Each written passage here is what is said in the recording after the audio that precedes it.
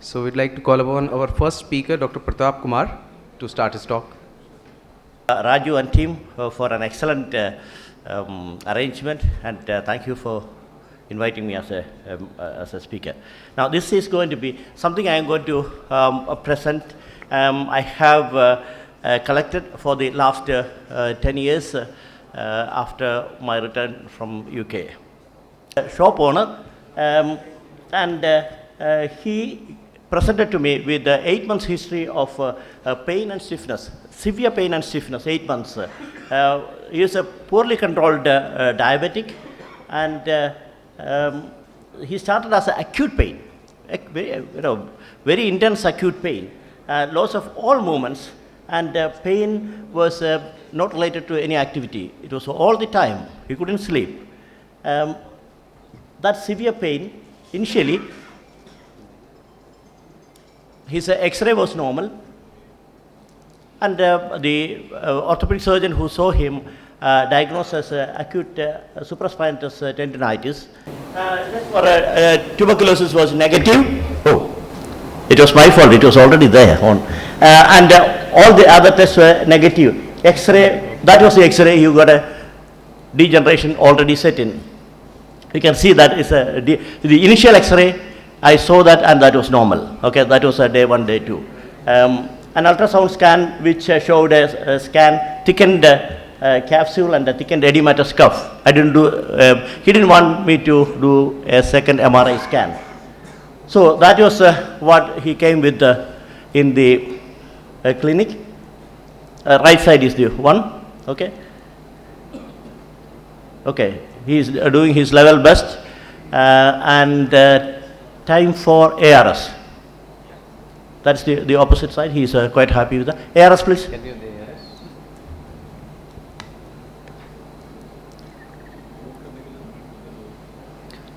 Kindly vote, and you have to press yes.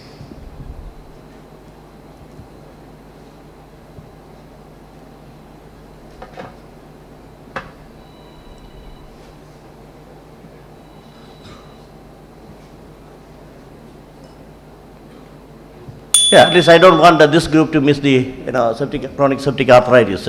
Very good. Because the problem is that once the tagline of a frozen shoulder is there, then everyone will be, the front cattle will lead the rest of them, just like that.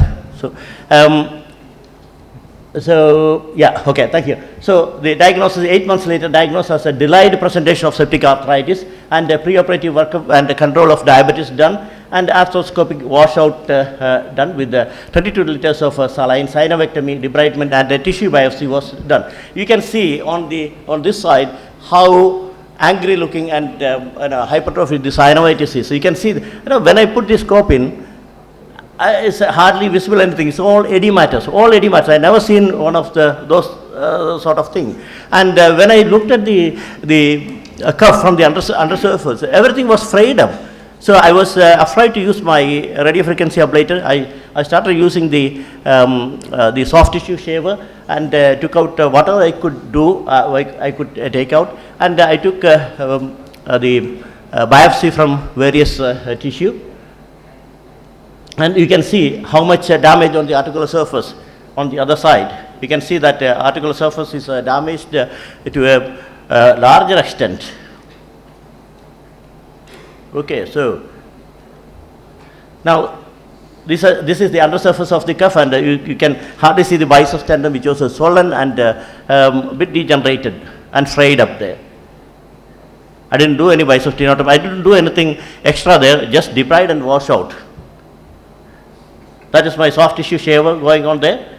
Yeah, and immediate post-op, he was treated with IV antibiotics for 3 weeks, and later 3 weeks of oral antibiotics. He responded very well. On day 2, we started doing the passive range of movement. He didn't have any active range of movement at that stage, and I was worried about the status of the cuff. He was keep on asking me, will I be able to lift up my arm? I didn't have any answer, because this is the first time I am seeing something like this, and even though I had a series of chronic septic arthritis washout, this was something completely different. At that time, the previous ones, we had at least some decent looking cuff there, even though it is angry looking. And a good thing was, the pain was gone, and he was quite happy, and he was with me. Before that, he was so frustrated that whatever I say, he was against that. He was putting a stop there. Started mobilizing, monitored with infection markers and physiotherapy, regular follow-up. This is So, Dr. Prathap, we have just 5 minutes. Can we have this video fast forward, and then we can take the questions? That is a 3 months post-operative. That's 3 months post-operative. Okay, so you can see that there is some movement started. So I will go with the next one. Okay, so that is 3 months post-operatively. Not much change. Okay, that is 1 year post-operative. You can see at least some joint space there. And that is 3 years post-operative. He was so happy. He was lost to follow, but last year I had a best presentation, so I called him back and did that video. He was so happy, and he is back to work, and he has got a grade 5 power. I still don't know how he was transformed from that fraying cuff tissue to this. Okay, so MRI 3 years post-op. Initial MRI was non-conclusive. Couldn't see anything. At least he is having something here now. So septic arthritis of the shoulder is a challenging problem. I'll probably skip that because we will have some discussion towards the end.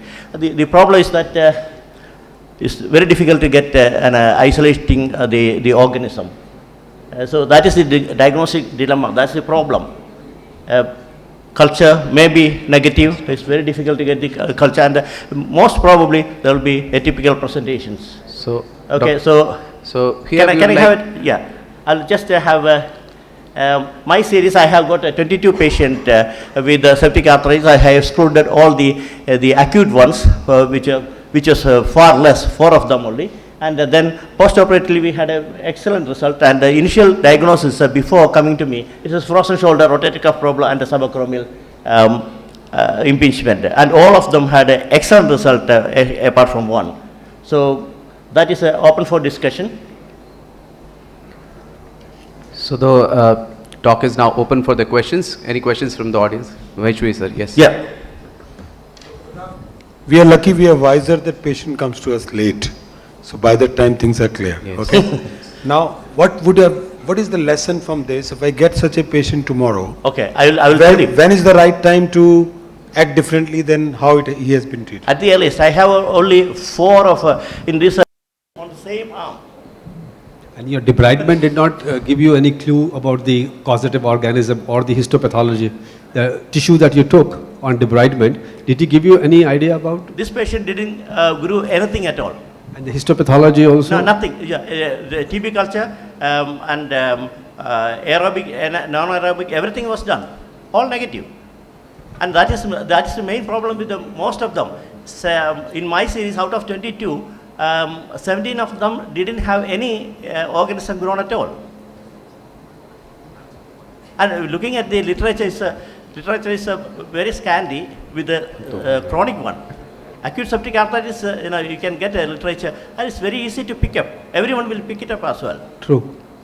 I think the markers and the intra-biopsy usually comes in the acute phase. Which comes positive in the acute phase. You can isolate an organism. This is 8 months old. The degenerative changes have already settled. The only clue that you had is the cellulitis in the arm. Otherwise, the initial investigations were all normal. MRI, X-rays were normal. Patient was uncontrolled diabetic. He had sudden onset of loss of movement. So it's unlikely in a non-immunocompromised patient to suspect a septic arthritis on day 1. It's an immunocompromised, 12.6 HbA1c is already immunocompromised. Second thing is that he's never had a blood test. It's a subtle changes there. ESR is 28, CRP is 32, something like. There are subtle changes. And if you look at the uncontrolled diabetic people, the total count will be normal. I did a sort of a research on that. We need to have a high degree of suspicion for these kind of patients. Yes. High degree of suspicion. So Thank did you. he have any history of fever also? Sorry. Did he have any history of fever also? No. So initially when he had a cellulitis, see that cellulitis part is completely forgotten because it settled in 5 days time with augmentin. So that part is completely forgotten. So he got an unresolved problem. Then only we did a root cause analysis and came down to that. And many times it is like that only. Yes, Dr. Mahesh. Yes, sir. Last question, sir. Yeah. There used to be a very popular diagnosis, and even today amongst general orthopedic surgeon, called Cary's Sikka. Has anybody seen it? I have never seen it.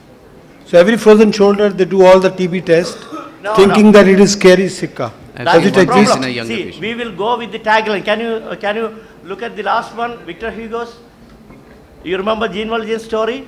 It's once a convict, always a convict. Once a frozen shoulder, always a frozen shoulder. You will not deviate from that. Okay. That is where we want. I would just want to think about that. We need to deviate if it's a typical one. Has anybody seen Cary's Sikka?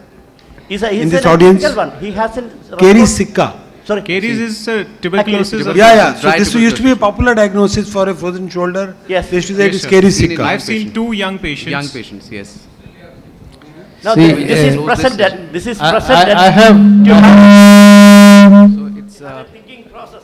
Dr. Jitendra, on your right side, Go on. I have 2 patients of tuberculosis in the last 1 year. It's not that uncommon. And none had steroid.